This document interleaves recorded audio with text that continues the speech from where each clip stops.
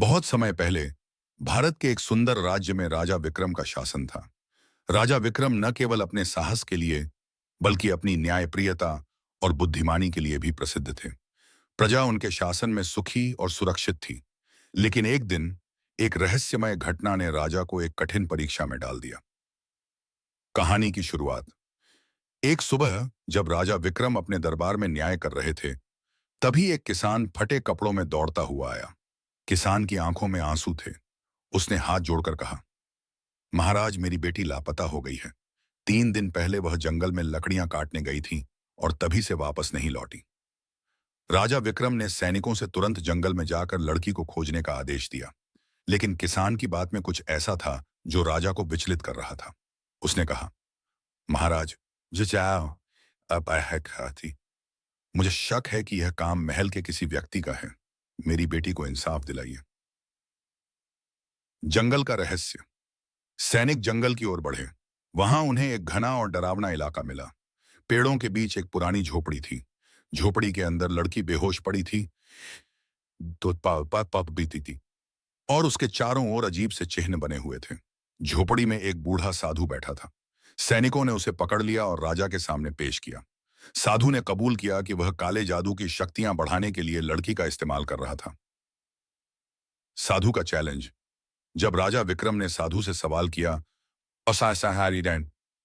आओ क्या की, तो उसने कहा, महाराज, मैं इस लड़की को छोड़ दूंगा, लेकिन आपको मेरे 3 सवालों का जवाब देना होगा। अगर आप जवाब नहीं दे पाए तो मैं इस राज्य को श्राप दे दूंगा। राजा ने चुनौती स्वीकार की। अतएव पहला सवाल। साधु ने पूछा, सच्चा राजा कौन होता है? राजा विक्रम ने उत्तर दिया, सच्चा राजा वह होता है जो अपनी प्रजा के सुख दुख को समझे और न्याय करे, जो अपने स्वार्थ से ऊपर उठकर प्रजा के कल्याण के लिए काम करे। साधु ने राजा के उत्तर को सराहा और दूसरा सवाल पूछा। महन, दूसरा सवाल। साधु ने पूछा, क्या न्याय करना हमेशा आसान होता है? राजा विक्रम ने जवाब दिया, नहीं, न्याय करना कभी कभी बहुत कठिन होता है। न्याय करते समय अपने प्रियजनों के खिलाफ भी निर्णय लेना पड़ता है, लेकिन न्याय ही राजा का धर्म है। साधु ने मुस्कुराते हुए तीसरा सवाल पूछा। तीसरा सवाल। साधु ने पूछा, राजा के लिए सबसे बड़ा बलिदान क्या हो सकता है?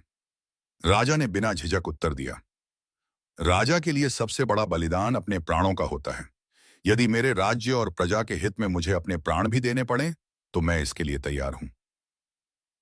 मान साधु का परिवर्तन। राजा के उत्तर सुनकर साधु प्रभावित हुआ। उसने कहा, महाराज, आपने साबित कर दिया कि आप सच्चे और न्यायप्रिय राजा हैं। मैं लड़की को छोड़ देता हूं और आपके राज्य को आशीर्वाद देता हूं। साधु ने लड़की को राजा के हवाले कर दिया और जंगल में तपस्या करने चला गया। राजा विक्रम ने अपनी बुद्धिमानी और साहस से न केवल लड़की को बचाया, बल्कि अपने राज्य को श्राप से भी बचा लिया। उनकी न्यायप्रियता की यह कहानी सदियों तक लोगों के दिलों में बसी रही। दोस्तों, ये कहानी आपको कैसी लगी हमें कमेंट करके बताएं और वीडियो अच्छी लगे तो वीडियो को लाइक करें और चैनल को सब्सक्राइब करें।